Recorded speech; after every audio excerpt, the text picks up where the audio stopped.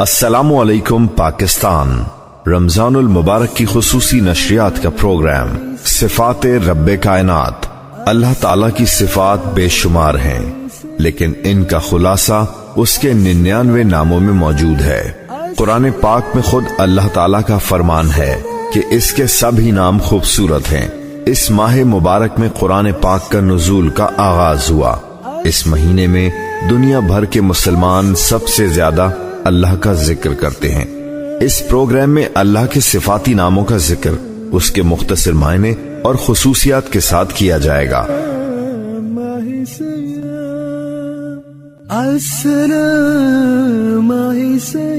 آج اس پروگرام میں اللہ تعالیٰ کے جن صفاتی ناموں کا تذکرہ ہوگا وہ ہیں یا حق، یا وکیل اور یا قوی۔ حق کا مطلب ہے سچا۔ بے شک اللہ کی کہی ہوئی ہر بات سچی ہے، اور اس لحاظ سے قرآن پاک جو اللہ کا کلام ہے اس کا حرف حرف بھی سچا ہے۔ اسی بنا پر اللہ نے خود فرمایا ہے کہ لوگوں کو کیا ہو گیا ہے کہ قرآن کی کچھ باتوں کو تو مانتے ہیں اور ان پر عمل کرتے ہیں، اور کچھ کو چھوڑ دیتے ہیں، اور یہ عمل اللہ کو پسند نہیں ہے۔ اس کے علاوہ قرآن کی حفاظت بھی خود اللہ تعالیٰ نے اپنے ذمے لی ہے۔ اسی لیے آج تک قرآن میں کسی زیر زبر کا فرق نہیں آیا ہے، اور اس کی سچائی بھی قائم و دائم ہے اور قیامت تک رہے گی۔ یہ بھی حقیقت ہے کہ قرآن کی ہر ہدایت پر مکمل عمل کرنے سے ہی انسان کو دنیا اور دین میں نجات اور سکون مل سکتا ہے۔ اللہ کی ایک اور صفت وکیل ہے۔ اس کا مطلب ہے کارساز۔ یقیناً اللہ بڑا کارساز ہے۔ وہ انسانوں کے ہر کام کو بنانے والا ہے۔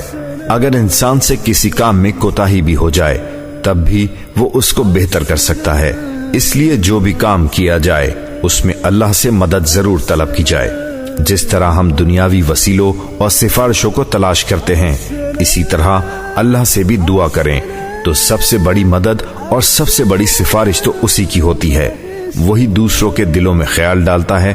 اس کے علاوہ کارساز کا یہ بھی مطلب ہوتا ہے کہ اگر کوئی کام بگڑ گیا ہو، یا اس میں کوئی رکاوٹ آ رہی ہو، یا کاروبار میں نقصان ہو رہا ہو، تو اللہ تعالیٰ ہی اس کی صورتحال کو بدل دے، تنگی کو فراخی میں تبدیل کر دے۔ اللہ سے خلوص دل کے ساتھ رجوع اور ساتھ ہی اس کے احکامات پر پابندی سے عمل ہر کام میں آسانی پیدا کرنے کا سبب ہوتا ہے۔ اللہ تعالیٰ کی ایک اور صفت قوی ہے، جس کا مطلب قوت والا، طاقت والا، مضبوط، مستحکم۔ قرآن میں یہ لفظ عزیز کے ساتھ بھی آیا ہے، جس کا مطلب ہے زبردست، یعنی اللہ قوت والا بھی ہے اور زبردست بھی۔ اس کی یہ صفت انسانوں کو تنبیہ کرنے کے لیے بھی ہے کہ وہ کسی زوم میں نہ رہیں، جیسا کہ قرآن میں بھی آیا ہے کہ تم زمین پر اکڑ کر نہ چلو، کہ اس سے نہ تم پہاڑ کی اونچائی کو پہنچ سکتے ہو، نہ زمین کا سینہ چیر سکتے ہو۔ مطلب یہ کہ انسان کتنی بھی دنیاوی طاقت رکھتا ہو، بے شمار مال و دولت کا مالک ہو، اور ہر طرح کا ساز و سامان سے لیس ہو، لیکن اللہ کی ذات کے آگے اس کی کوئی حیثیت نہیں، اور اس کو اپنی طاقت پر گھمنڈ نہیں کرنا چاہیے۔